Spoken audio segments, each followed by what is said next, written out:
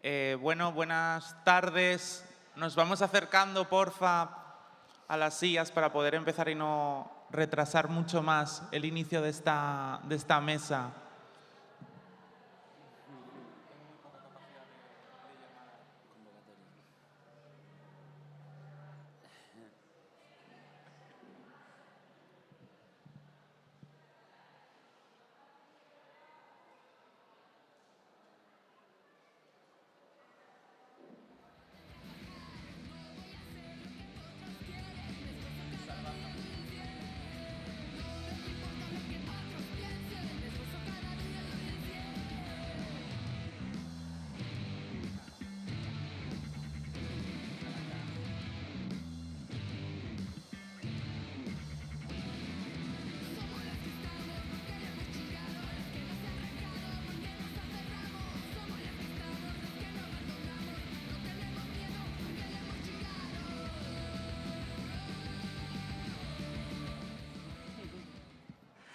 Bueno, ahora ya sí, vamos a empezar.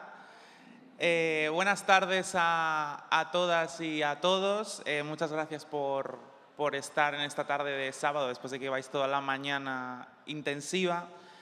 Primero, me vais a permitir que agradezca a Ama el haberme permitido estar aquí haciendo de Isabel Gemio para moderar esta charla. Y además tengo el placer de tener conmigo presencialmente a Pablo Batalla y virtualmente a Gemma Torres. Y si os parece, voy a dar unas pinceladas de sus formaciones y currículums para que, aunque ya me imagino que les conocéis, para que nos vayamos situando.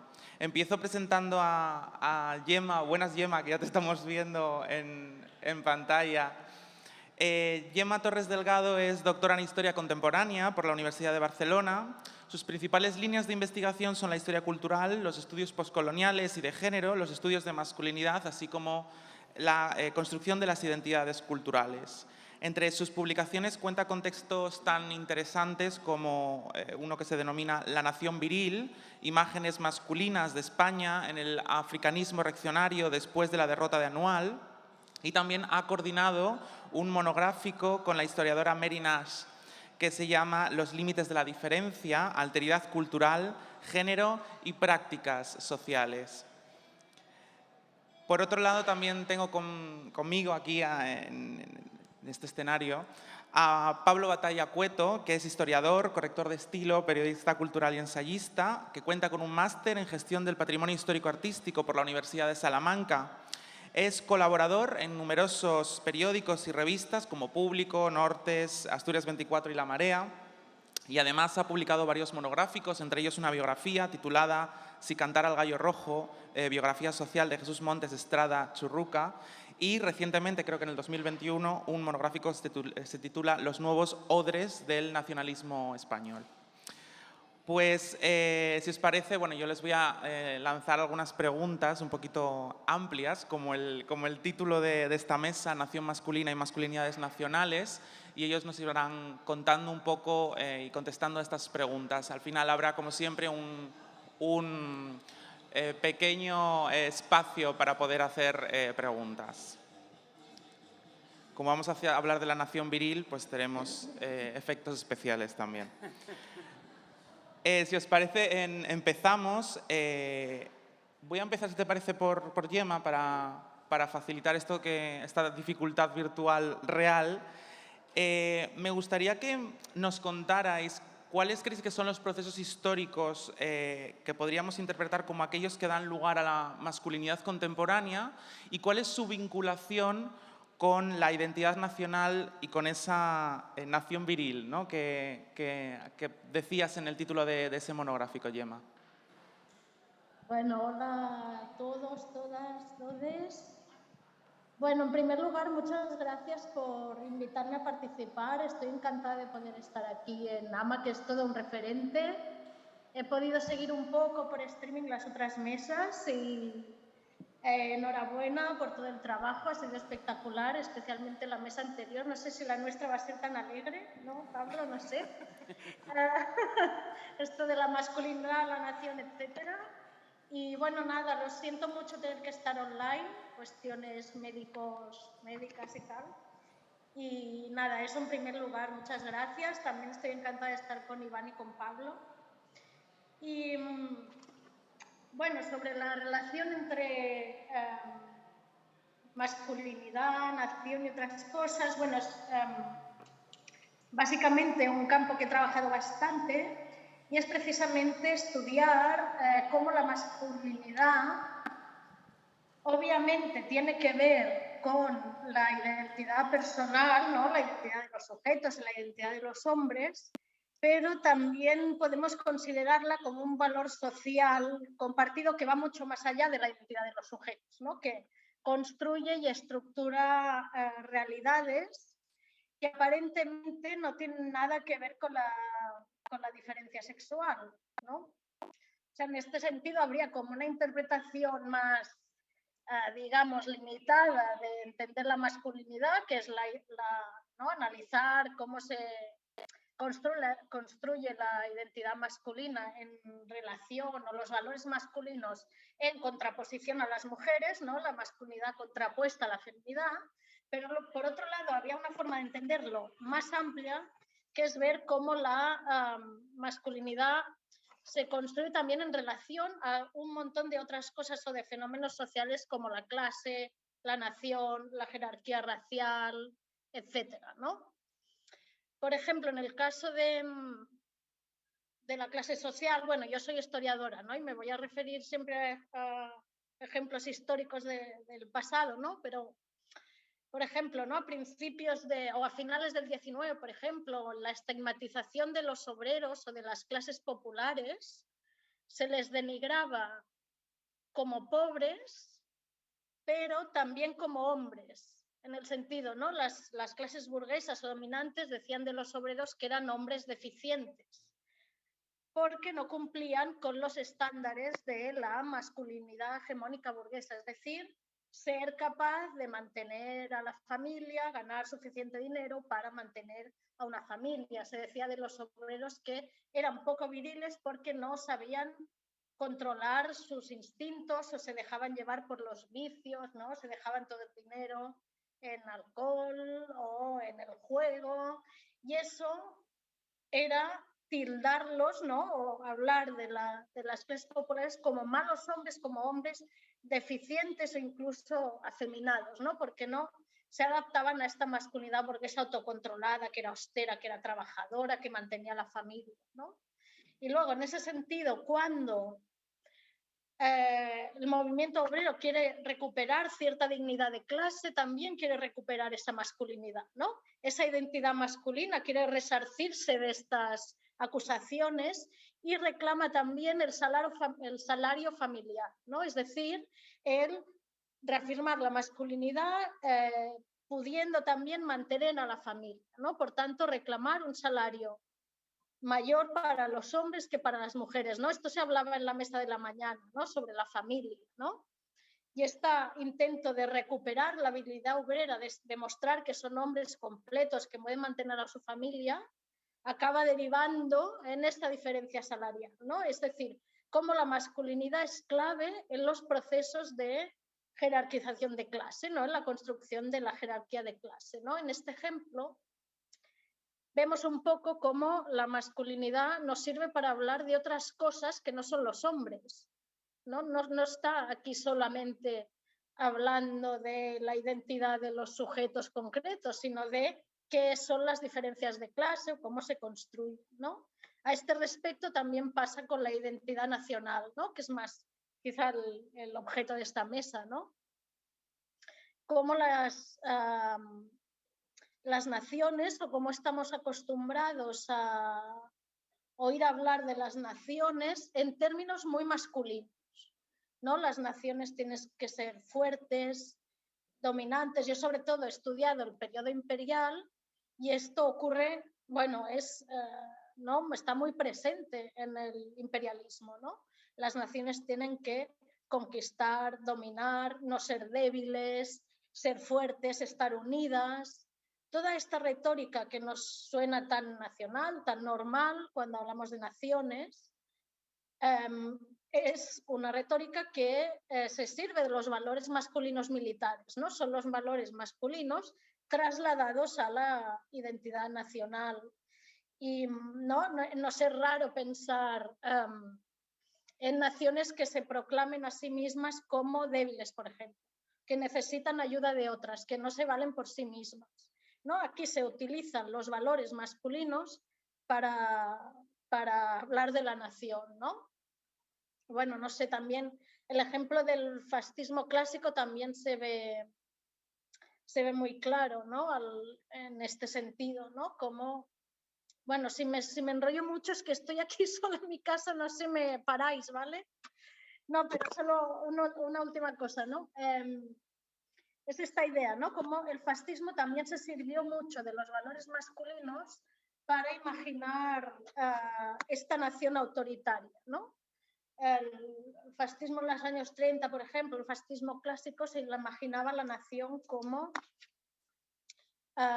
un conjunto, ¿no? Como la camaradería masculina en la guerra, ¿no? Todos unidos, con un fin común, sin disidencias, con una gran misión conjunta, fuertes, valerosos. Y en este sentido, el pluralismo político, la democracia, las discusiones internas, ¿no? las diferentes ideas, ¿no? La democracia, ¿no? Al fin y al cabo, era feminizante, ¿no? Era algo que demostraba o que perjudicaba a la nación porque la debilitaba, era feminizante, ¿no?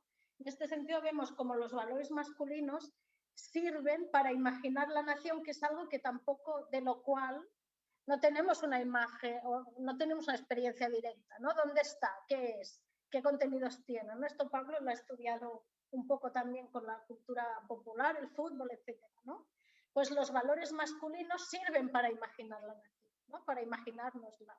Y y por ejemplo en el fascismo se ve muy claro, ¿no? Cómo esta retórica masculina de lo nacional hace que una nación autoritaria se naturalice, se imagine más fácilmente, ¿no?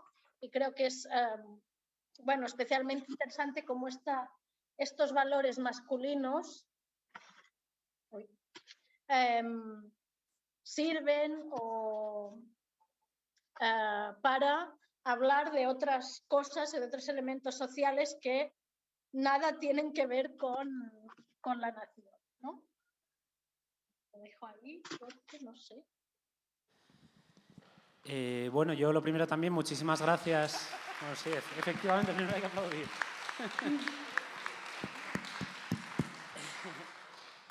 Nada, que muchísimas gracias por la invitación. Es un enorme placer estar aquí con Gemma, ¿no?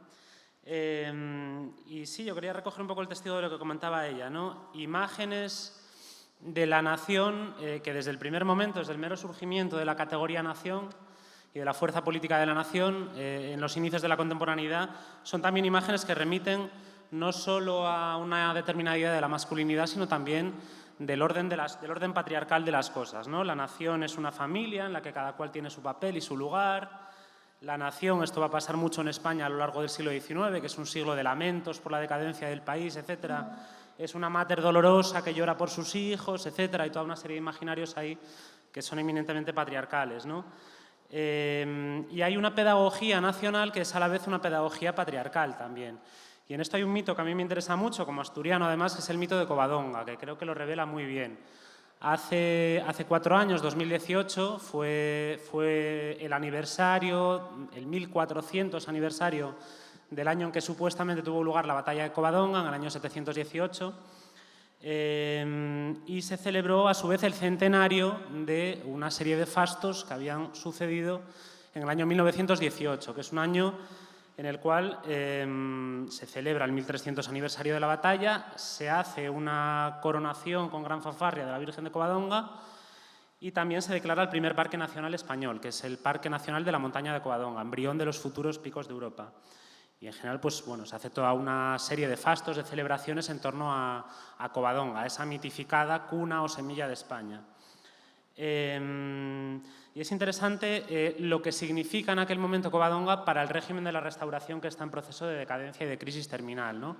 Amenazado por toda una serie de movimientos que lo están excediendo, que lo están desbordando y que el régimen de la Restauración no está sabiendo digerir, ¿no?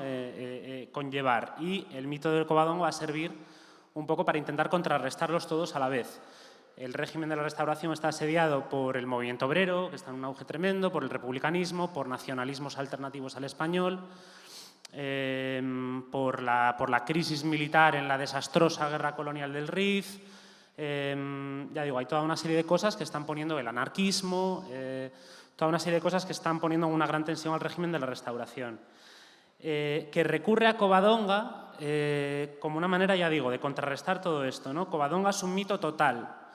Es un mito que nos habla del origen de España, de la unidad de España, y eso permite pues, combatir, hacer una pedagogía que combata los nacionalismos subestatales que compiten con el español, pero entremezcla, amalgama lo nacional con lo religioso, con lo monárquico, con lo militar, con lo antimusulmán. Es decir, hay toda una serie de elementos ahí que permiten hablar de una España que es consustancialmente, sacralizadamente católica, monárquica, nace de una gesta militar, nace luchando contra el Islam, y esto pues, se va a utilizar mucho en aquel contexto de guerra colonial contra insurgentes musulmanes en la región del Rif, y es también un mito contra el feminismo. Esto es algo que no está tan dicho, que no está tan estudiado, y yo creo que merecería la pena estudiarlo un poco más.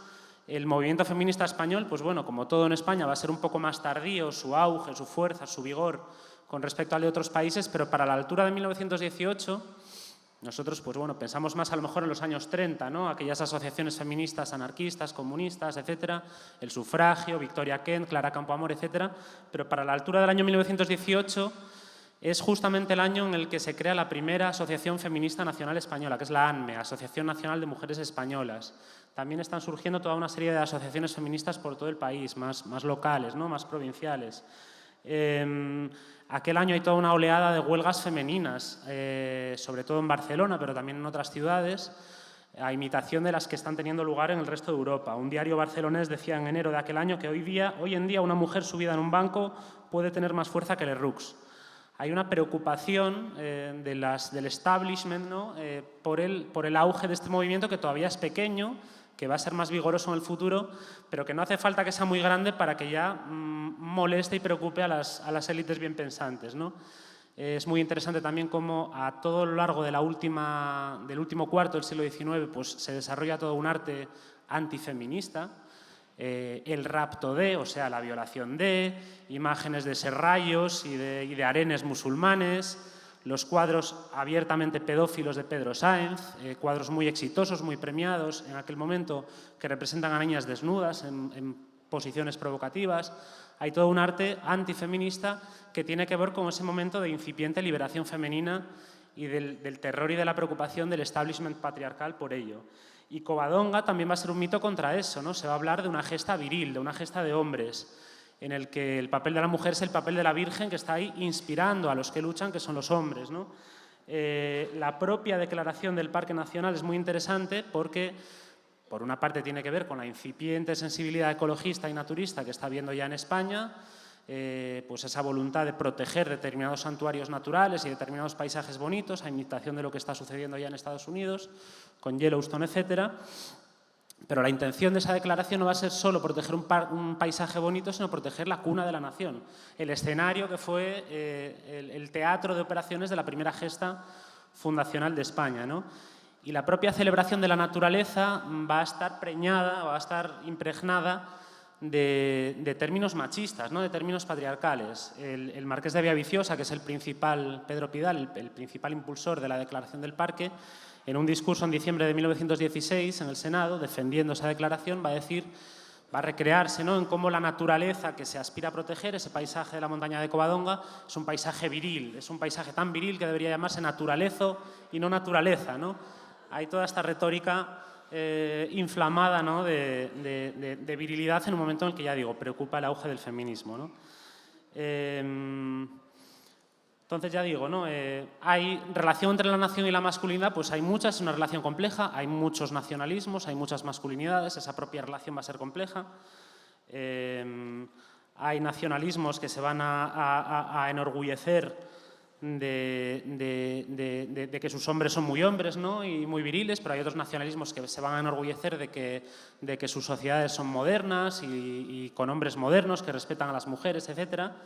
Pero también va a haber un poco de trampa en esto, ¿no? Y es algo que vemos en la actualidad, y es esta habilidad del fascismo o de determinados nacionalismos autoritarios para hacer el feminacismo de verdad, ¿no? El feminacismo literal, que es instrumentalizar los derechos de las mujeres, instrumentalizar la causa feminista a favor de causas reaccionarias, ¿no? Esto lo vemos mucho hoy con cómo las ultraderechas europeas, occidentales, instrumentalizan los derechos de la mujer, los derechos LGTB, para hacer un discurso islamófobo, ¿no? Es decir, nosotros somos los defensores de las libertades y de la igualdad de Occidente frente a estos bárbaros que vienen a poner velos a nuestras mujeres y a apedrear a nuestros homosexuales, ¿no?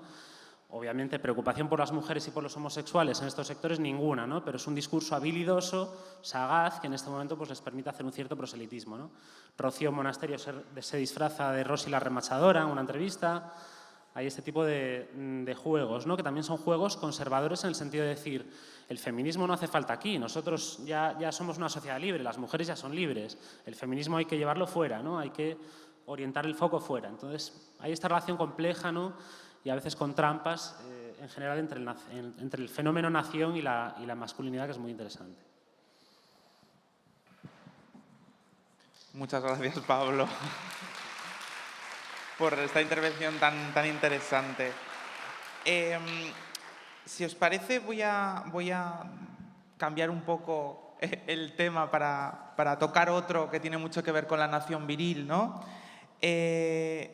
Los análisis feministas han hablado mucho, han teorizado mucho sobre una de las divisiones binarias patriarcales más básicas, que es la del ámbito productivo y la del ámbito reproductivo. Y en este sentido, el conflicto bélico en sí ha sido un espacio un espacio de muerte, en el que la reproducción en sí no tenía mucho sentido y en el que las mujeres parecían siempre participar en puestos o bien de retaguardia o en labores que tenían que ver con la respuesta sanitaria. Mi pregunta es, creo aún que más amplia que la anterior, pero creo que es una pregunta oportuna en referencia a reflexionar sobre la nación viril, ¿no? ¿Es la guerra una cosa de los hombres? Esa es mi pregunta. Va por mí, ¿no? Esta pregunta. Sí. Va para mí. Bueno, primero me ha encantado lo de naturalezo. Esta cita es buenísima, ¿no? Tiene que ser tan viril que tiene que ser naturalezo, ¿no? Lo del gesto viril para hablar de naciones, lo de que, ¿no? Es lo del 98, se ve muy claramente, ¿no? Este gran trauma absoluto después de perder el imperio, que se supone que España es una nación de eunucos, de hombres afeminados, feminizados. Y esta ansiedad, me encanta esta ansiedad, ¿no? Hay como una especie de ansiedad que te hace incluso hablar de naturaleza. Me gusta esta cita, ¿no? Pero bueno, volviendo a lo de la guerra, sí, claro, tradicionalmente, bueno, la masculinidad tal, y la feminidad, tal como se han construido a lo largo del XIX, ha habido esta división de espacios tan claramente que conocemos, ¿no? Y progresivamente se ha producido un proceso, valga la redundancia, de militarización de la masculinidad, ¿no? Las cualidades del soldado, pues que las conocemos y que son cualidades muy concretas, ¿no? Tener valor, ser capaz de arriesgar tu vida, matar a otra gente, resistir el dolor, ser estoico, que no te importe tu propio dolor, no resistirlo bien, y tampoco el dolor ajeno, el no fatigarse nunca, tener coraje, sacrificar la vida, todo esto, todos estos valores que son soldadescos en un momento histórico concreto, que es cuando los ejércitos dejan de ser ejércitos mercenarios, ¿no? De profesionales, y todo ciudadano pasa a ser un soldado, ¿no? En el origen de las sociedades liberales, bueno, de los estados modernos, ¿no? En que el ciudadano es quien defiende la patria con las armas, en ese momento histórico concreto es cuando todos estos valores tan peregrinos, ¿no?, tan difíciles de cumplir en realidad, porque, no sé, matar a alguien es difícil, ¿no? O sea, pues pasan a identificarse con lo masculino, más allá del ámbito bélico, ¿no? Se produce esta equivalencia entre valores militares y masculinidad, ¿no? Con anterioridad no era así. Estas no han sido históricamente o eternamente las cualidades de lo viril, aunque intuitivamente hoy en día nos lo parezca, ¿no? Se produce este proceso de militarización, ¿no? Cuando para tener derechos de ciudadanía tienes que ser soldado, ¿no? Es cuando empiezan a aparecer, por ejemplo, las estatuas del soldado desconocido. Esto ya es alrededor de la Primera Guerra Mundial, cuando esto se consolida. En toda Europa aparecen las estatuas estas al soldado desconocido, es decir, cualquier hombre es un soldado. Entonces, fuera del ámbito bélico, estas características, el tener autoridad, no dudar nunca de nada, ser valeroso, no necesitar a nadie, no ser débil, no preocuparte del daño que causas, pasan a ser cualidades de un buen hombre, ¿no?, de la masculinidad en general. Y esto, bueno, tiene un poco que ver con la relación con la nación, porque lo que da sentido a todas estas cualidades en realidad es la defensa de la nación, ¿no? La nación se ha metido dentro del cuerpo de los hombres, digamos. ¿Para qué tiene que un hombre ser valeroso, sacrificar su vida? ¿Cuál es el alto sentido moral de estas cualidades? Defender la patria, ¿no? Y una de las cosas que definen en realidad la masculinidad contemporánea quizá es que los hombres tienen que tener una gran misión que cumplir, una gran hazaña. No puede estar en casa tranquilamente haciendo una vida normal. Tienen que tener siempre este gran objetivo, ¿no? Una gran responsabilidad, una gran misión, una gran hazaña, ser heroicos, ¿no? Esta misión en el mundo contemporáneo es la defensa nacional, ¿no? Por eso, ¿no?, con la mesa anterior se hablaba de la atribución de los cuidados a las mujeres, pues es porque se ha asociado los hombres a la nación en este sentido, ¿no? De que el hombre no puede estar, no sé, lavando los platos en casa tranquilamente, tiene que estar siendo heroico y haciendo hazañas y salvando a la patria, ¿no? En el fondo creo, no sé qué pensaréis vosotros, no sé, pero ¿no?, más en la actualidad, ¿no?, más modernamente, esto se ha banalizado un poco, se ha convertido o destilado, no con los mismos tintes agresivos, pero estas cualidades del soldado siguen de alguna forma implícitamente siendo valores masculinos, ¿no?, aunque ya no se trate de la guerra, etcétera, ¿no? Y un ejemplo así más pop que ahora ha salido la nueva temporada de Peaky Blinders, ¿no? Pues el protagonista es esta misma moral soldadesca, ¿no? Duro, que mata a un montón de gente, que siempre está seguro de todo, que es fuerte, decidido, que no necesita a nadie, que tiene un gran trauma, pero en lugar de estar en su casa tranquilamente, pues lo pasas un poco mal, estás en tu casa normal, cuanto más dolor siente, más gente mata, es como, ¿no?, este modelo de la moral soldadesca como banalizada, ¿no?, que se reproduce un poco en la cultura pop, ¿no? Y cómo este modelo de hombre, para entenderlo, no lo podemos tampoco desligar de la nación, ¿no?, que es lo que le ha dado sentido, ¿no?, esta gran misión. No, bueno, si quieres, pasamos otra vez.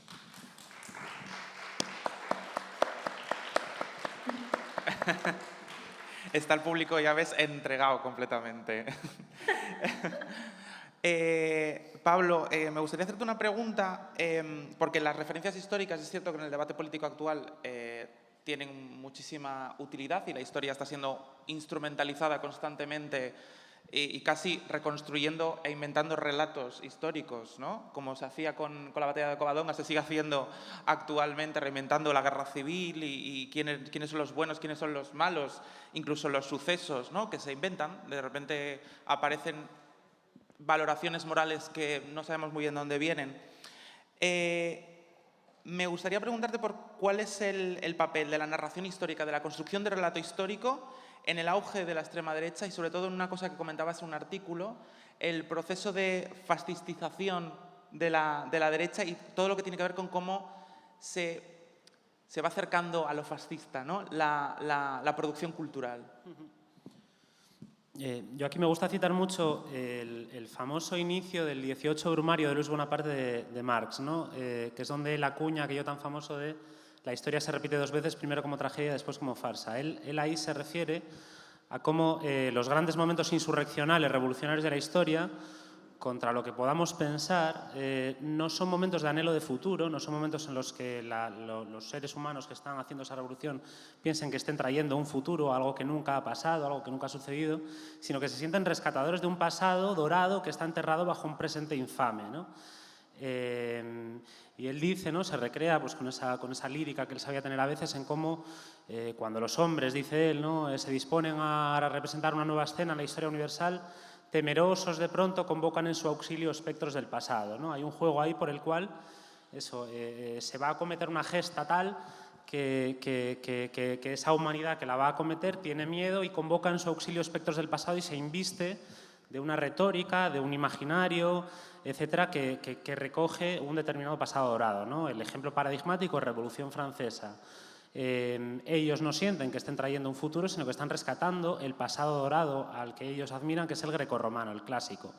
Y hay toda una terminología de senado, de cónsules, los propios revolucionarios se cambian el nombre, se ponen nombres como Graco, se cambian nombres de ciudades, se ponen nombres como Termópilas a ciudades francesas. Hay un juego ahí de eso, de nosotros estamos rescatando el pasado grecorromano frente a estos borbones infames que lo están aplastando. Pero pasa en general, ¿no? La Revolución Liberal Española, por ejemplo, va a convocar a su vez el recuerdo pues, de los fueros medievales, del pactismo aragonés, de la tolerancia de Al-Ándalus, de los comuneros, etc. También va a rescatar sus propias imágenes del pasado para decir, nosotros no somos novatores, ¿no? Nosotros no estamos trayendo una novedad, sino rescatando un pasado dorado que está enterrado, ¿no? Mi idea es que con la ultraderecha mundial hoy pasa esto. Ellos están librando una revolución, una contrarrevolución, pero una revolución al fin y al cabo, porque la contrarrevolución es una revolución también, contra las democracias, contra los derechos civiles, contra el estado del bienestar, etcétera, etcétera, y convocan en su auxilio a espectros del pasado, hacen eso mismo, ¿no? Con su propia revolución. Marine Le Pen pues, da mítines debajo de la estatua de Juana de Arco en Orleans. Esto pasa con todas las ultraderechas mundiales, ¿no? Y en España Vox hace una cosa como empezar, nuevamente Covadonga, una campaña para las elecciones generales en España en Covadonga. Santiago Abascal da un mitin debajo de la estatua de un Pelayo guapo y musculoso que hay allí, ¿no? También pues, esos imaginarios viriles, ¿no? Pelayo probablemente fuera un señor bajito y con mala leche, pero hay un imaginario ahí que se lo recrea como un culturista, ¿no? Abascal, que también cultiva un poco esa imagen de machote, ¿no? Que fuma puros, que va esa cosa gozona, ¿no? Y a la vez deportista, ¿no? Que va a echar carreras por el monte, que imitando un poco a Putin, ¿no? A esta propaganda de Putin se hace fotos bebiéndose un río y fotografiándose con animales y corriendo por el monte, etcétera, ¿no? Él, ya digo, inicia una campaña para las elecciones generales en Covadonga, mientras otros candidatos de Vox por toda España están iniciándola en la referencia que haya en sus provincias, en sus lugares, de algo regional, pero que hable de una gesta nacional, ¿no? El orgullo nacional de cada sitio, ¿no? En Burgos, estatua del Cid. En Extremadura, estatua de Hernán Cortés. En Barcelona, el tambor del Bruc, ¿no? En cada sitio hay como una gesta que la región hizo en favor de la nación con la que Vox juega, ¿no? Vox ahí está convocando al espectro de Don Pelayo, está convocando al espectro del Cid, etc. En Covadonga, ¿cuál es el mensaje? Pues es evidente, ¿no? En este lugar que inició la Reconquista, nosotros vamos a iniciar nuestra propia Reconquista. Vamos a reconquistar el país y vamos a limpiarlo, vamos a echar de él, a expulsar de él a los nuevos moros, a los nuevos cuerpos extraños que están malogrando el cuerpo sano de la nación, que son pues desde los inmigrantes hasta los propios moros, hasta los propios musulmanes de hoy, en eso no cambia la cosa, hasta la izquierda. Hay toda una imagen ahí de fortaleza asediada, ¿no? Una fortaleza asediada desde fuera y que tiene una quinta columna dentro, ¿no? Nos asedia el marxismo cultural, las migraciones, etcétera, etcétera, y hay una quinta columna dentro, que es la izquierda, que está siendo sus aliados en el interior, ¿no? Y que está facilitando que entren. Ya digo, ¿no? El juego es convocar en su auxilio espectros del pasado. La historia sirve como repositorio de imágenes que permitan también un escapismo, ¿no? Y esto tiene mucho que ver con el tema que nos ocupa, ¿no? Masculinidades, machismo, feminismo, etcétera, ¿no? Hay toda una serie de imaginarios escapistas en los que los hombres de hoy, hombres aterrorizados o indignados con los avances feministas de hoy, a los que el feminismo está obligando a transformarse en su vida cotidiana, en su propio hogar, etcétera. Hay una reacción muy furibunda contra esto, que se recrean imaginarios escapistas, ¿no? Si uno se fija, todas las imágenes que gustan al nacionalismo español en este momento, todas las épocas carismáticas en las que se recrea, tercios de Flandes, conquistadores, reconquista, etcétera, son lugares eminentemente masculinos, ¿no? Solo hay hombres en las carabelas de Colón, solo hay hombres en los tercios de Flandes, solo hay hombres en los últimos de Filipinas, solo hay hombres con Blas de Lezo defendiendo Cartagena de Indias, etcétera, ¿no? La imaginación vuela hacia lugares que son una esfera hermética de masculinidad y de una determinada masculinidad, además, ¿no? Blas de Lezo, que es el gran héroe del nacionalismo español en este momento y del que es muy interesante su no resurgimiento, sino surgimiento, porque es un héroe que no había formado parte del panteón tradicional español y que surge ahora de repente, un tipo del siglo XVIII. Es interesante por qué, ¿no? Y el por qué es porque es un héroe no del ataque, sino de la defensa. Él defiende un imperio que se desmorona. Entonces, se acompasa bien a toda esta sensibilidad victimista y decadentista de la ultraderecha en este momento. Hay todo un anecdotario en el que el fandom, ¿no? Los fans de Blas de Lezo se recrean y uno de ellos es que meaba siempre apuntando hacia Inglaterra, ¿no? Hay esta masculinidad chusca, ¿no? y tabernaria y cuartelera, ¿no? en la que se recrea todo este imaginario escapista que busca, pues eso, imágenes de masculinidad hermética, ¿no?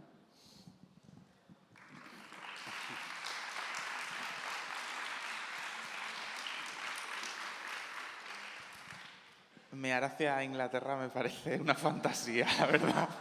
A mí es algo que me parece bien, ¿eh? Mear siempre mirando hacia Inglaterra, también me tengo que decir. Maravillado estoy.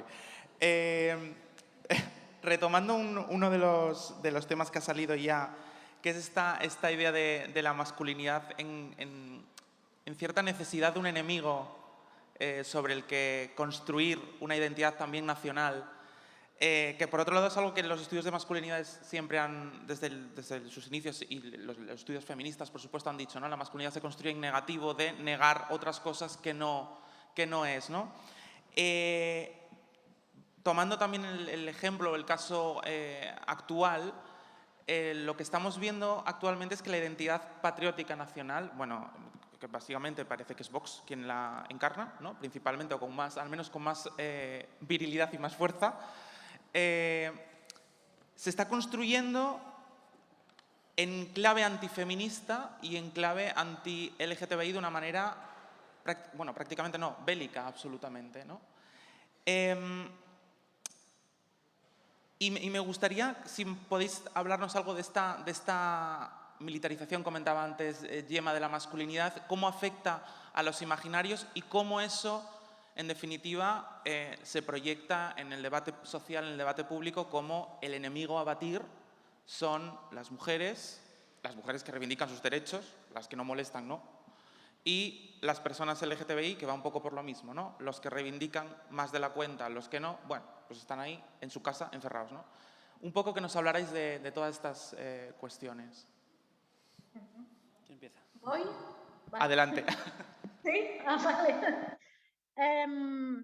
Sí, es muy pertinente la pregunta porque creo que está muy relacionada con la cuestión que hablábamos al principio de la nación, ¿no? De la relación con la nación, ¿no? Bueno, el género, para mí el género o las cuestiones de género están en el centro mismo de la identidad nacional, ¿no? En el sentido, por ejemplo, la nación se representa muchas veces a través de imágenes femeninas, ¿no? La Marianne francesa, yo qué sé, en los carteles de la guerra civil, pues la España atacada también aparece a través de la imagen de una mujer ¿no? De una madre, ¿no?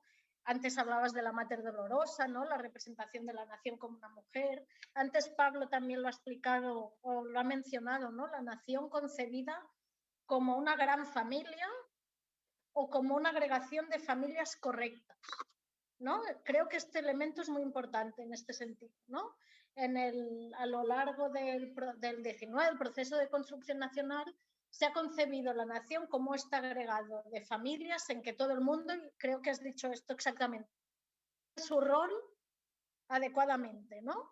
Pues a principios del siglo XX, el que las mujeres fueran muy mujeres, los hombres fueran muy hombres, la familia estuviera ordenada con las jerarquías correspondientes, esto equivalía a una nación ordenada y una raza incluso saludable, ¿no? Esta noción de la agregación, de la nación como familia, o que en el centro de la nación esté una feminidad y una masculinidad correctas, ¿no? Antes hablaba también de el hecho de que la nación se represente como un hombre soldado, ¿no? Una masculinidad, un gesto viril representa la nación, etcétera, ¿no? Por tanto, todos los disidentes de estos modelos de feminidad y de masculinidad correcta y de familia correcta no son solo disidentes o no perjudican solo, yo que sé, a su familia en concreto o a la feminidad en general o a la masculinidad en general, sino son antipatrióticos. A principios del siglo XX se decía que perjudicaban la salud de la, ¿no?, de la raza, estaban degenerando la raza, ¿no? Y ahora perjudican la sociedad en general o a nuestros niños o a nuestra infancia, ¿no? Es este enemigo interior en clave de género, porque el género es un elemento fundamental en lo nacional, ¿no? También sirve, esta apelación a la nación sirve para disciplinar a las personas, ¿no? Es muy violento que por no ser heterosexual seas antipatriota, es muy agresivo, esto es una forma de disciplinar a la gente, ¿no? Imponer determinados modelos de género y de sexualidad, ¿no? Y es esta relación, por eso se utiliza tanto, se moviliza tanto las cuestiones de género para hacer nacionalismo, ¿no? Y antes Pablo, que yo también lo quería mencionar y ya lo he explicado antes, la cuestión del homonacionalismo, ¿no? El atribuir, que es otra vuelta de tuerca más del mismo fenómeno, que en realidad es lo mismo, ¿no? Quizá Vox no ha ido tanto por este camino de momento, pero Le Pen y otras ultraderechas sí que están cogiendo la bandera de los derechos de las mujeres o los derechos LGTBI como una cualidad nacional francesa, por ejemplo, ¿no? Y no de otros países, ¿no? Yo siempre utilizo una noticia que leí en relación a la política migratoria de Sarkozy, y el titular era: a partir de ahora, ¿no?, con esta nueva ley, Sarkozy obligará a los migrantes a saber francés y respetar los derechos de las mujeres. Y tú decías, es que se está equiparando el francés como cualidad o característica nacional de Francia con respetar los derechos de las mujeres, ¿no? Y esto es una clara instrumentalización total de las cuestiones de género para hacer nacionalismo, ¿no? Y yo ¿no? Y es decir, es usar las retóricas de género o imágenes de género para diferenciar sociedades, ¿no? Para el nacionalismo y también para el racismo, ¿no? Es decir, ¿no? Antes ya lo has dicho, ¿no? Para políticas racistas antimusulmanas, pues coger esta bandera de los derechos de las mujeres, los derechos LGTBI, para desarrollar discursos racistas. Y yo lo que me preguntaba, a ver, no sé si qué os parecerá, es que a ver si esto está ocurriendo también con la masculinidad, ¿no? En el sentido, claro, yo he estudiado el periodo imperial y en los discursos imperiales sobre los pueblos colonizados había una representación del hombre colonizado, árabe o indio, o etcétera, muy concreta, ¿no? Y se les presentaba como hombres que, en primer lugar, no pueden controlar sus instintos sexuales ni pueden refrenar su fuerza bruta, son especialmente agresivos, ¿no?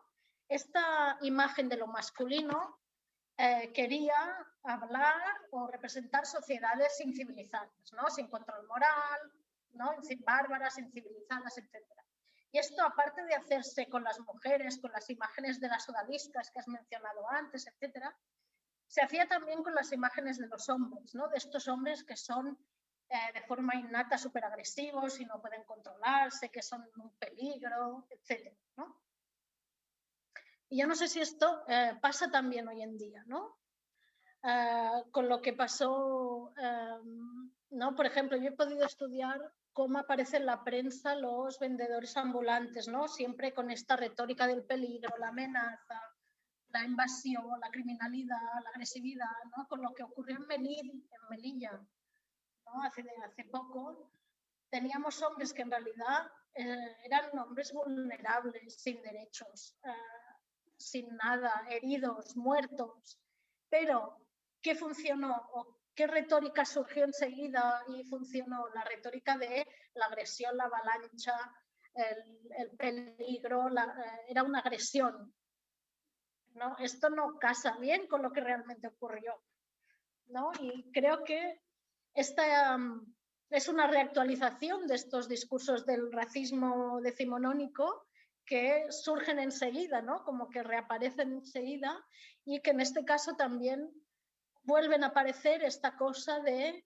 el hombre incapaz de controlar sus instintos, ¿no? Y estas imágenes de la masculinidad funcionales al racismo, claramente, ¿no? Porque los hombres de Melilla eran todo menos, no sé, agresivos, ¿no? Heridos, vulnerables, sin derechos, sin nada, ¿no? Y este fenómeno de utilizar cuestiones de género para diferenciar sociedades, para presentarte, ¿no? Para presentar la propia nación como civilizada y diferenciarte de la otra y promover discursos racistas, también se podría analizar a través de la masculinidad.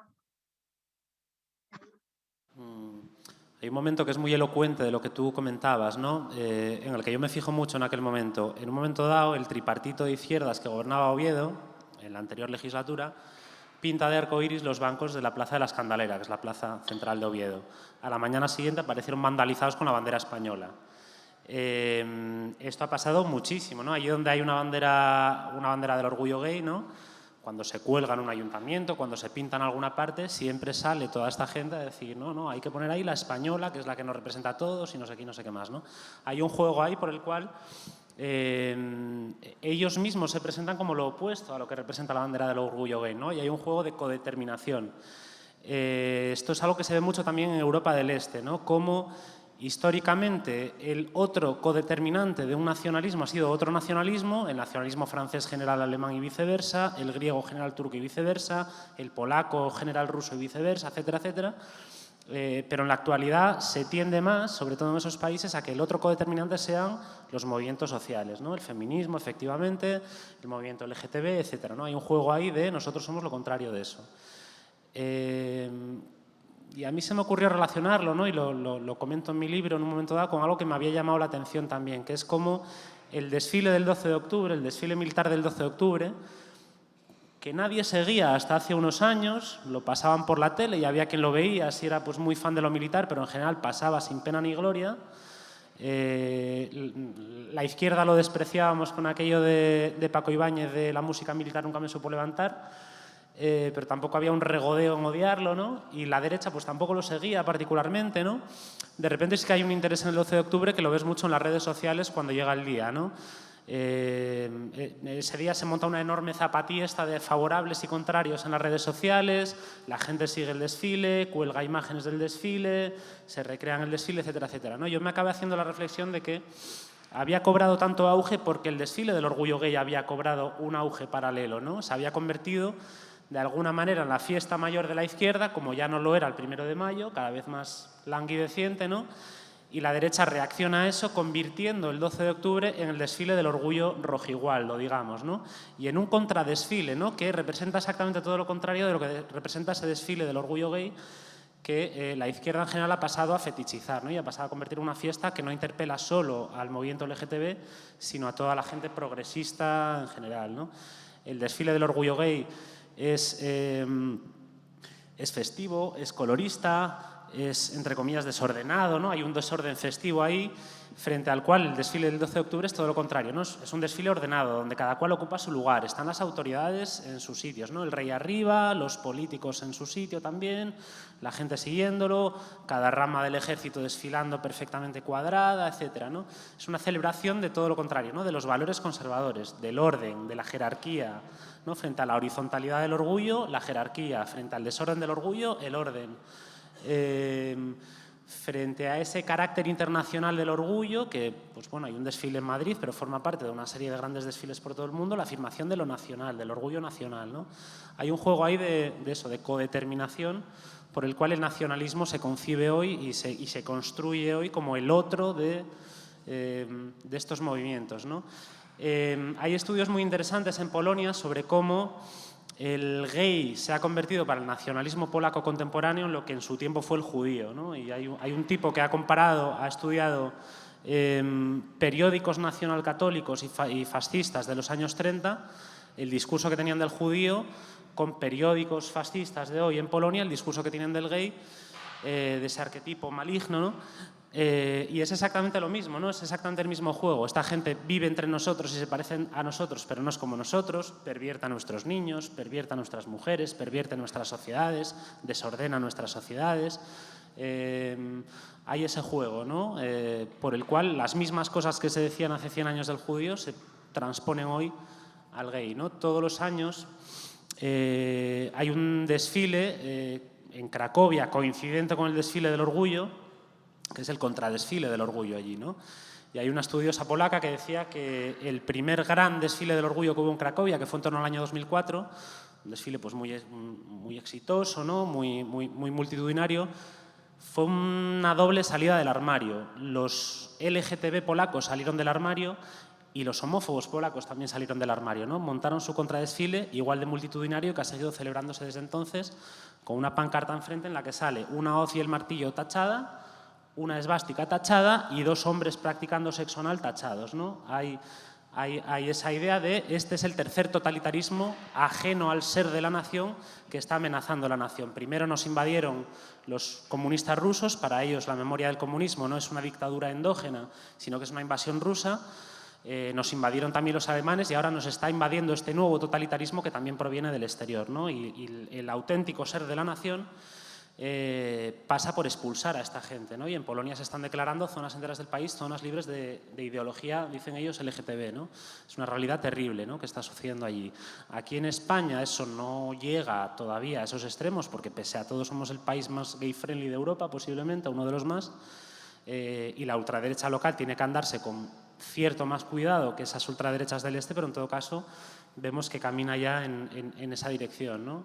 Y lo mismo, ¿no? Cuelga un ayuntamiento la bandera LGTB, pues rápidamente salen, no, hay que colgar la española. La española a lo mejor ya está ondeando en su mástil, como dicta la ley de banderas, pero ellos no quieren una bandera ondeando oficialmente, sino que quieren una bandera pancartera, ¿no? La bandera institucional y la bandera pancartera también, ¿no? Añadida a esa otra y con significados diferentes. Este juego se está dando, ya digo, cada vez más y en todas partes.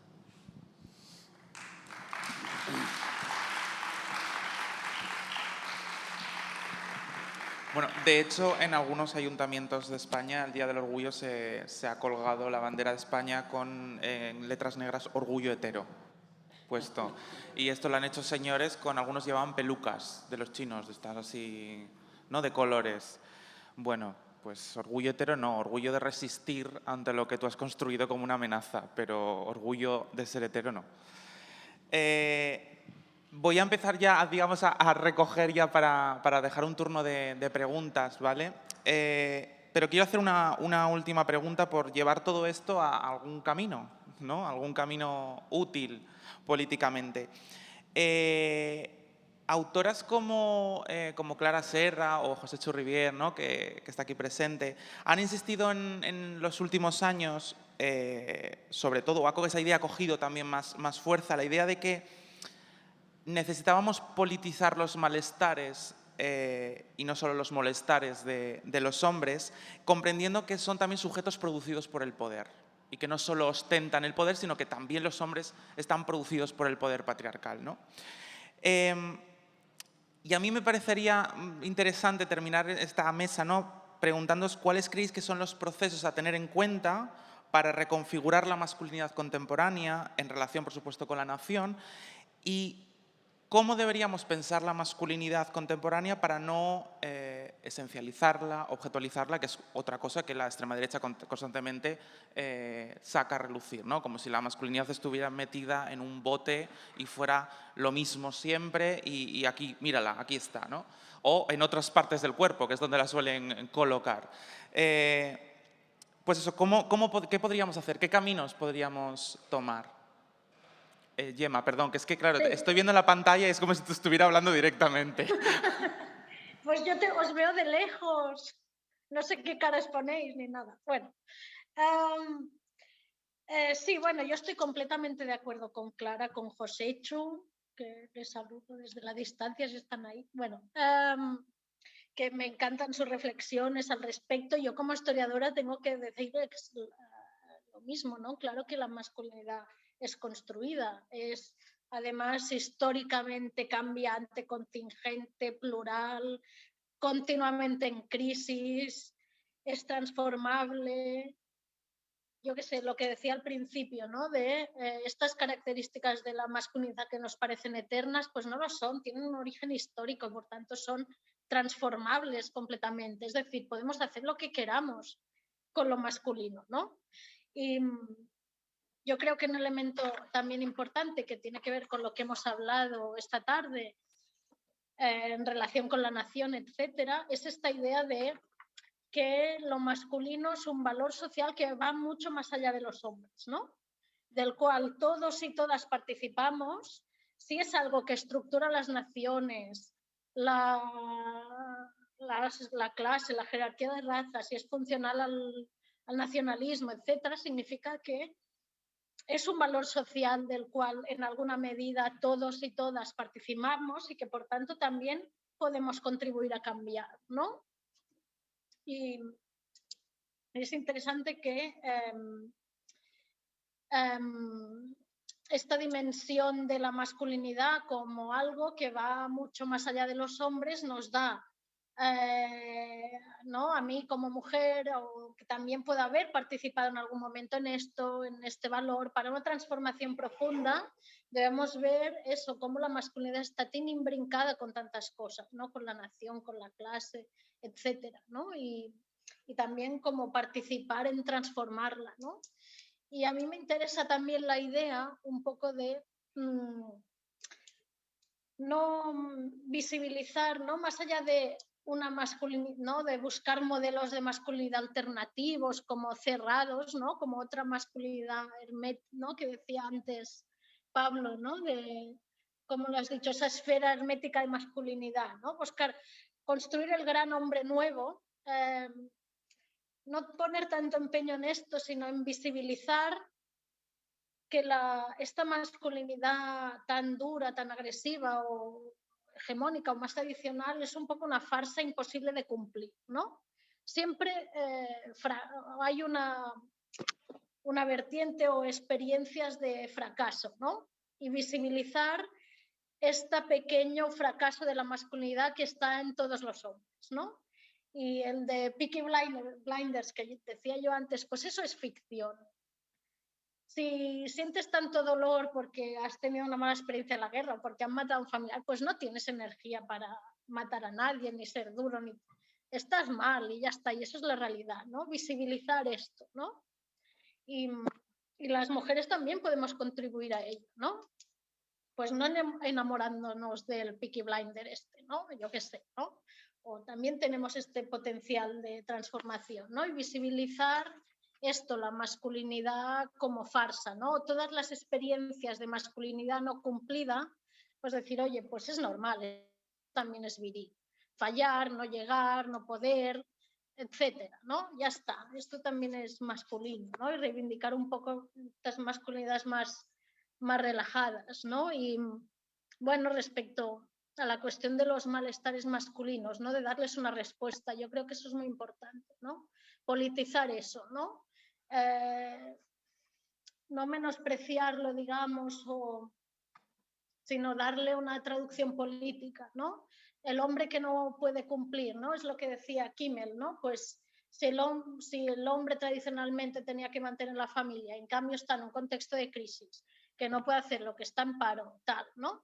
Pues reflexionar sobre esta masculinidad, acoger estas reflexiones, tener en cuenta estos malestares, porque si no lo abordamos nosotras o nosotros todos, lo van a instrumentalizar otros y va a ser peor, ¿no? Que es lo que dice Kimmel, los hombres blancos cabreados, ¿no? Cómo el fascismo ha manipulado o ha instrumentalizado este malestar masculino, ¿no? Esto pasó también, yo siempre me voy al pasado, ¿no? Pero esto pasó también entre la Primera y la Segunda Guerra Mundial. El fascismo supo identificar muy bien el malestar de los hombres que habían luchado en la Primera Guerra Mundial y la sociedad no les reconocía su malestar, no los elogiaba, y allí lo instrumentalizó un montón ese malestar, ¿no? Eso movilizó a muchos hombres, ¿no? Por tanto, es importante atender la masculinidad para un proyecto transformador, de pluralidad, de ofrecer muchas opciones, de masculinidades más diversas, plurales y más relajadas, sobre todo, ¿no? Sí, efectivamente, el patriarcado, ¿no? Eso lo ha explicado muy bien Gemma. Es un ideal de mujer, por supuesto, pero también es un ideal de hombre que puede ser muy doloroso para el hombre que no sepa cumplirlo, ¿no? Lo que Gemma comentaba, ¿no? Los hombres no lloran, los hombres proveen, los hombres trabajan, los hombres sostienen a los suyos, los hombres son fuertes, etcétera, etcétera. Al que no se ve capaz de cumplir eso, ese ideal patriarcal de hombre ha podido ser devastador psicológicamente, ¿no? Y a mí todo esto me recuerda a una anécdota personal, familiar, ¿no? Cuando yo era pequeño íbamos todos los domingos a Villaviciosa, que es el pueblo del que procede mi familia, y dábamos pues, un largo paseo por la propia villa y por los alrededores, ¿no? Acabamos saliendo del pueblo. Mi abuelo materno, que era una persona maravillosa, pero también era un hombre de su época, que nos adoraba, ¿no? A los niños pequeños que éramos sus nietos, ¿no? No agarraba la silla y no nos cogía en brazos hasta que no salíamos del pueblo para que no le vieran sus amigos tener ese momento de debilidad y de ternura hacia sus nietos, ¿no? Algo que me parece terrible, ¿no? Él estaba deseando hacerlo, pero no podía hacerlo hasta que no le viera nadie, ¿no? A mí me gusta pensar que el feminismo también es una liberación en ese sentido para los hombres, ¿no? Es por supuesto, liberar a las mujeres, eso es lo principal, pero también liberar a los hombres, decirles, pues eso, puedes llorar, puedes tener momentos de ternura, puedes tener momentos de debilidad, libera esos afectos interiores que te nacen dentro y que hay algo que te los está, hay un absurdo general que te los está aprisionando, ¿no? Y en ese sentido, pues lo que comenta Clara Serra efectivamente me parece muy interesante, ¿no? No creo que haya que poner el énfasis en eso, por supuesto el énfasis sigue teniendo que estar puesto en las mujeres, pero es una manera interesante de interpelar la colaboración en la alianza de los hombres, esa, ¿no? Decirles, con el feminismo, si el feminismo triunfa, tú vas a poder reconocer tus debilidades, tus ternuras, tus afectos, vas a poder ser cuidado para bien, ¿no? En tus debilidades, pero vas a poder tener también el placer de cuidar. Cuidar es una tarea tediosa, dura a veces, pero también es una tarea muy placentera y muy bonita, y eso pues también te lo va a proporcionar el feminismo, etcétera, ¿no? Me parece interesante incidir en esa pedagogía.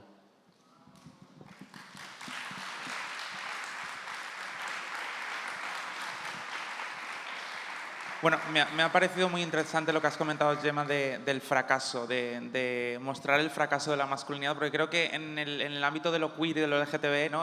Siempre recuerdo el libro de Jack Halberstam, El arte queer del fracaso, ¿no? En cómo habla de cómo el fracaso para las personas disidentes forma parte de la vida, estamos fracasando constantemente en la normatividad de género, y cómo eso es positivo porque quiebra la propia normatividad de género. Yo creo que habría que escribir un libro que fuera el arte masculino del fracaso. Creo que sería muy interesante también.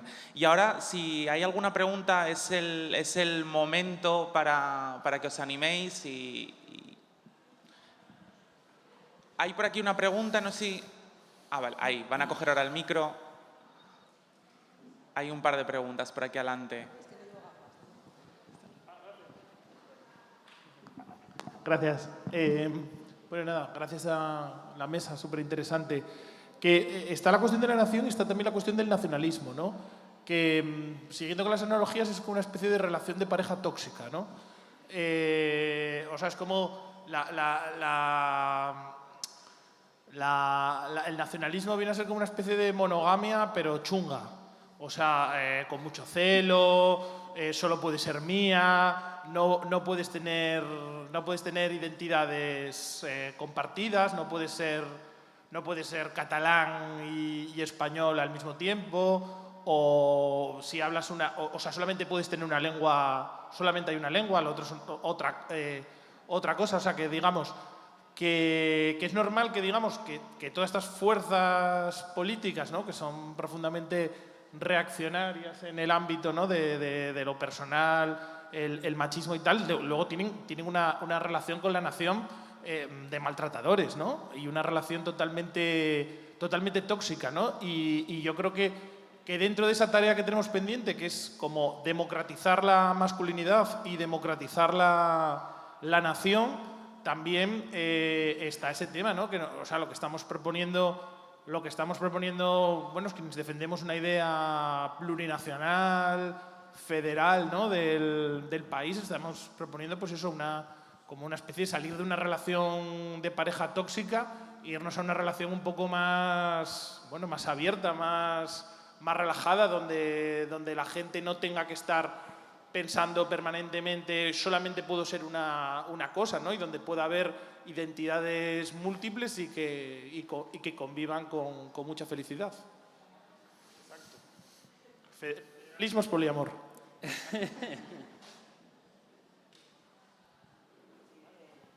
Sí, ahora. Bueno, tenía dos preguntas, una más vinculada con lo que acaba de decir, voy a empezar por ahí. Yo estaba pensando, lo que os escuchaba, hablabais sobre todo de la nación española y, bueno, del nacionalismo español, y me preguntaba si teníais reflexiones o algo sobre, pues, otros nacionalismos, por ejemplo, dentro de este Estado, ¿no?, los llamados nacionalismos periféricos, o otros nacionalismos que no asociamos con imperios pasados, sino igual con resistencias o que se conciben de otra manera, y si veías también esta relación. Igual no habéis hecho la reflexión, pero por si la habíais hecho. Y la otra pregunta era para Gemma, porque me he quedado con la duda, antes cuando hablaba de este modelo de masculinidad militar, en qué momento histórico nacía, entonces quería que me contara, entonces, ¿qué había antes? Y eso.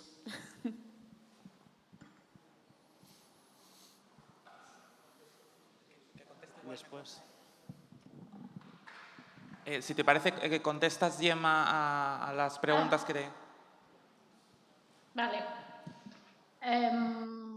Bueno, lo del nacionalismo poliamoroso, nacionalismo queer o lo que sea, me parece muy bien. Este paralelismo. ¿Cuándo nace este nacionalismo militar?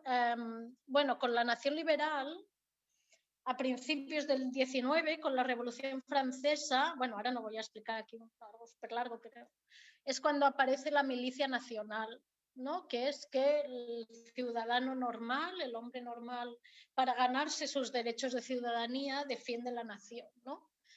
Con anterioridad, en una sociedad estamental, es decir, no preliberal, no democrática, bueno, tampoco era democrática, ¿no?, pero preliberal, aristocrática, estamental, la concepción era distinta, ¿no? Por ejemplo, el modelo de masculinidad, no sé si tenemos en mente, siempre pongo este ejemplo, ¿no?, de estas imágenes de Luis XVI, con estas pelucas blancas, ¿no?, muy arreglados, con muchas joyas, muchas veces maquillados. Esta imagen de masculinidad aristocrática, que era un modelo anterior, no tiene nada que ver con la imagen del hombre muscular, ¿no? A nuestros ojos, y siempre se los pongo estas imágenes en las clases y tal, y les parecen, ¿no?, dicen, ¿cómo es este hombre? Pues es afeminado, ¿no? Porque esta masculinidad anterior, más aristocrática, estamental, es una masculinidad que se basa en la distinción de estamento, ¿no?, en demostrar que eres distinguido, que eres elegante, que eres de un rango social alto. Por esto estas formas tan delicadas de hombres más delgados, con tacones, medias muy adornados, ¿no?, que nos parecen femeninos, ¿no? Pues, por ejemplo, este ejemplo de una masculinidad aristocrática lo que vende, digamos, o lo que se caracteriza por la distinción de estamento, ¿no? Por el rango, ¿no? Y por la masculinidad militar y fuerte no tiene sentido, ¿no? Porque si tú estás fuerte, musculoso, significa que tienes que trabajar. Esto es ¿no? En una sociedad estamental está muy mal visto, ¿no? Por ejemplo, este sería un contramodelo anterior, ¿no? Aunque la cuestión militar sí que está presente en otras épocas, no es un eterno masculino, digamos, ¿no? Y esto sería como un contramodelo, ¿no? Y sobre otros nacionalismos periféricos, claro, yo no he estudiado, por ejemplo, ¿no? Yo soy de Barcelona, bueno, ya. No he estudiado especialmente el nacionalismo catalán en este sentido, pero sí que esta relación íntima entre masculinidad y nación es como un poco transnacional. Es europea, ¿no? Se observa en Francia, en Inglaterra con el imperio, es súper común, en España, es decir, es una cosa bastante transnacional y bastante compartida. En el caso catalán yo solo he estudiado en relación al imperialismo en África, que es lo que he estudiado yo más concretamente, y la postura siempre era diferenciarse de España, pero el mecanismo era el mismo, ¿no? También Cataluña se presentaba como una nación civilizada, moderna, no dejaba de representarse a través de también de la masculinidad del momento imperial, etcétera, ¿no? No veo que haya tantas diferencias porque además es como una moda europea del momento, ¿no? Es como transnacional, es como, sí, una moda europea, ¿no? Todo el mundo estas mismas imágenes de alguna forma, ¿no? Yo, bueno, en relación con lo que decía Diego, sí, efectivamente el amor nacionalista tiende a ser un amor de maltratador, ¿no? Amar la nación ideal y no la nación real, ¿no? Es decir, te amo intensamente, pero amo el ideal que me hago de ti y te maltrato para que seas como yo idealizo que seas, ¿no? Y tolero mal tu diversidad, ¿no? Comparto totalmente en ese sentido la idea de una identidad española poliamorosa, ¿no? Como decía Diego. Y en relación con lo de los otros nacionalismos y tal, yo en la línea de lo que decía Gemma, ¿no? Estoy de acuerdo, ¿no? Todos estos nacionalismos tienen claves distintas y son distintos entre sí, pero sí que hay un sustrato común que es europeo y dinámicas comunes, ¿no? Lo que comentaba Gemma de cómo el nacionalismo catalán se concebía hace un siglo como un nacionalismo civilizado, como una nación moderna frente al atraso de España, etcétera, etcétera, lo seguimos viendo hoy en determinadas expresiones que surgen por ahí de somos la Dinamarca del Sur, etcétera, ¿no? Hay una recreación ahí de nosotros somos modernos y civilizados frente a estos otros que no lo son tanto, ¿no? Me acordaba también de hace poco estuve viendo la serie esta del desafío ETA, ¿no? que está colgada en las plataformas, y en un momento dado entrevistaban a Lourdes Auzmendi. Lourdes Auzmendi había sido una militante temprana de la primera ETA, de la ETA del franquismo, ¿no? Y ella contaba, yo entré en ETA, una organización supuestamente revolucionaria, socialista, feminista, etcétera, etcétera, etcétera, y cuando pedí que me asignaran una tarea, la primera tarea que me asignaron fue cocinar, fregar y cuidar de los niños, ¿no? O sea, esa organización que se decía feminista nos asignaba, y que era nacionalista también, ¿no? Nos asignaba a las mujeres esas tareas patriarcalmente asociadas a la feminidad, ¿no? Joyes en sus memorias cuenta algo parecido, ¿no? Su decepción con ETA tiene que ver con eso mismo, ¿no? Con cómo percibe que ese feminismo que ETA reivindica es de boquilla, es falso, ¿no? Sigue habiendo un imaginario viril, un imaginario de hombres que luchan y mujeres que cuidan. Esto pasó también con la Revolución Cubana, por ejemplo, ¿no? Todo el imaginario de la Revolución Cubana es los barbudos, es un imaginario muy viril, ¿no? Había mujeres luchando en Sierra Maestra, pero el imaginario sigue siendo muy viril, ¿no? Muy homófobo también. Esto es algo que tenemos que asumir, ¿no? También estoy leyendo estos días un libro muy interesante de historia del maoísmo, una historia global del maoísmo, escrito por una historiadora que se llama Julia Lovell, y también cuenta que ese Mao que fascinó a las feministas del 68 porque decía que las mujeres sostenían la mitad del firmamento y tenía un discurso de las mujeres pueden hacer lo mismo y deben hacer lo mismo que los hombres en su vida privada era terrible, ¿no? Era un hombre que maltrató a todas las mujeres que pasaron por su vida de maneras atroces, ¿no? Esto ha pasado y en lo que respecta al nacionalismo también ha pasado, ¿no? Si me preguntan cuál es el peor nacionalismo que hay en España, yo siempre diré que el español, pero los otros nacionalismos han tenido una autocomplacencia y la izquierda española ha tenido una complacencia hacia ellos que a veces hay que revisar, ¿no?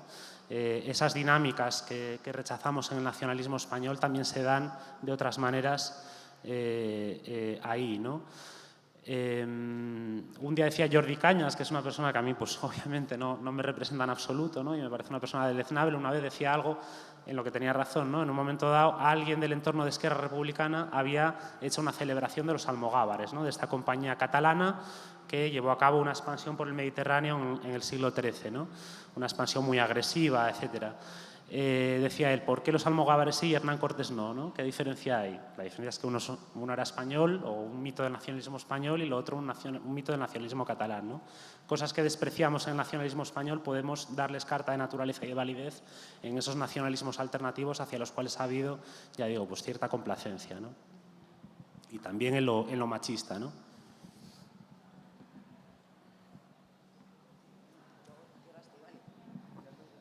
Venga, lo primero, daros las gracias. Ha sido una maravilla escucharos.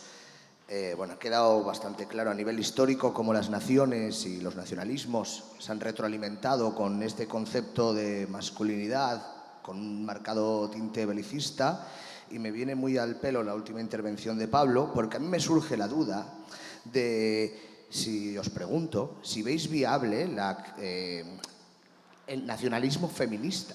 O sea, si se pueden construir naciones y nacionalismos desde un punto de vista feminista, porque uno pudiera pensar que quizás el feminismo es por definición, o debería ser por definición, internacionalista. O sea, ¿es viable el nacionalismo feminista? Preguntarme eso es como preguntarme si es viable una religión feminista, ¿no? El nacionalismo al final es una religión secular, una religión laica de la modernidad, y las preguntas que nos hacemos sobre el nacionalismo son un poco las mismas que nos podemos hacer sobre la religión, ¿no? ¿Es posible una religión feminista? Yo creo que es posible feminizar todo lo posible la religión, y hay colectivos pues, dentro de la propia Iglesia Católica, etcétera, que reivindican tirar en esa dirección. Pero hay una inercia, ¿no? Una tendencia, un cierto techo de cristal a cuánto se puede feminizar una institución que ha nacido desde el primer momento como una institución vinculada al patriarcado, ¿no? Esto lo hemos visto mucho, por ejemplo, en América Latina, ¿no? En América Latina la religión ha cumplido de una manera muy admirable muchas veces un papel revolucionario, la teología de la liberación. Gaspar García Labiana, insigne asturiano, era cura y murió pegando tiros con la guerrilla sandinista, etcétera, etcétera, etcétera, pero hemos visto también en América Latina cómo esa religión revolucionaria, esa religión socialista, no ha dejado de ser un bloqueo a leyes del aborto, etcétera, ¿no? A leyes de avance feminista, ¿no? Presidentes pues, como Correa en Ecuador, etcétera, gente a la que le hemos tenido una admiración, han sido gente muy contraria al aborto y a toda esta serie de reivindicaciones feministas que han chocado no solo contra la Iglesia reaccionaria, sino también con la socialista, ¿no? Con la más avanzada. Entonces yo considero deseable, en lo que respecta al nacionalismo, con el que pasa un poco lo mismo, feminizarlo todo lo que se pueda en la medida en la que es algo que existe en el mundo y que cuanto más encarne los valores correctos mejor, pero yo creo que siempre va a haber como un cierto techo de cristal ahí a la transformación completa, ¿no? Tenemos una pregunta por aquí. Muchas gracias a todos porque hay tanta gente que está faltando el respeto a un género como el de los gays o transexuales. ¿Por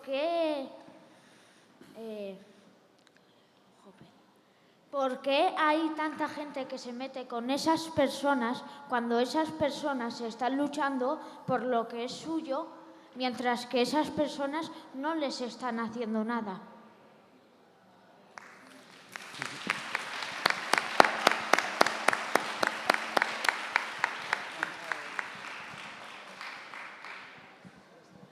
Pues es una buena pregunta que no sé cómo responder, la verdad. Yo me hago la misma pregunta, ¿no? Si cómo puede haber gente tan mala en el mundo, eso es una cosa que hay que Es preguntarse. muy buena pregunta, ¿eh? Les pone nerviosos. Sí, sí, sí. ¿Por qué les pone tan nerviosos? A ver si se van a tener que implica que se cuestionen a sí mismos y se ponen nerviosos. Bueno, con esto yo creo que si os parece cerramos para que la siguiente mesa empiece más o menos en hora.